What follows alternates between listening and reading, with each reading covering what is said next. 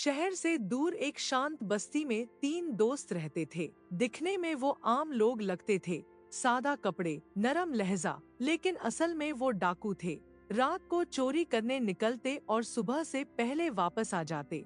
तीनों एक दूसरे पर जान छिड़कते थे। एक दिन उन्होंने सुना कि एक अमीर इलाका है जहाँ बहुत सोना चांदी और दौलत है। तीनों ने सोचा अगर वहाँ एक बड़ा डाका डाले तो जिंदगी बदल जाएगी।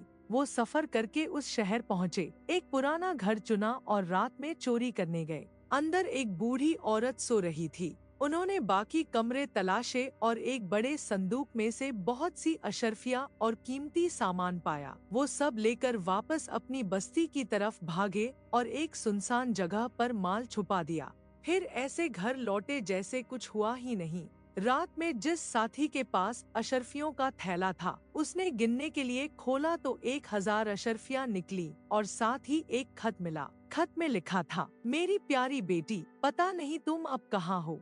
मैं मरने से पहले ये सारा सामान तुम्हारे लिए रख रही हूँ, तुम्हारे शादी के लिए। तुम्हारे अब्बा भी अब नहीं रहे, खुदा तुम्हें खुश रखे। तुम्हारी माँ। ये पढ़कर डाकू के हाथ कांपने लगे। उसे अपनी माँ याद आ गई। दिल में पछतावा भर गया। उसने तय किया कि वो सब वापस करेगा। सुबह वो साथियों के पास गया और सब बताया, मगर बाकी दो दोस्तों ने मना किया। बोले अगर पकड़े गए तो हाथ कट जाएगा। लेकिन वो नहीं माना। उसने कहा, मैं गुनहगार हूँ मगर बहस नहीं। ये किसी माँ की आखिरी उम्मीद है। वो अकेला ही सारा माल वापस लेकर शहर गया। वहाँ उसने वही पुराना घर ढूंढा।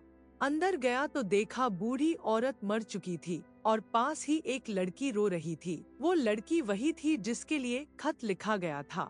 डाकू ने सब कुछ सच सच बता दिया और कहा, अगर चाहे तो मुझे सजा दे दो। लड़की की आंखों में आंसू आ गए, मगर अब उनमें नफरत नहीं बल्कि एहसास था। उसने कहा, आपने जो किया वो कोई आम इंसान नहीं कर सकता। अगर चाहे तो यहीं रहिए और कारोबार शुरू कीजिए। कुछ ही वक्त बाद दोनों की शादी हो गई। अब वो डाकू नहीं बल्कि एक ईमानदार ताजिर था। बाद में उसके पुराने दोस्त भी बदल गए और हलाल कारोबार में शामिल हो गए। इस कहानी का सबक ये है कि इंसानियत सबसे ऊपर है। सच्चाई और ईमानदारी का फल हमेशा मिलता है। तौबा करने वाला अल्लाह के नजदीक हो जाता है। इसलिए बुराई छोड़ो, अच्छाई अपनाओ, खुदा जरूर बेहतर रास्ता दिखाएगा।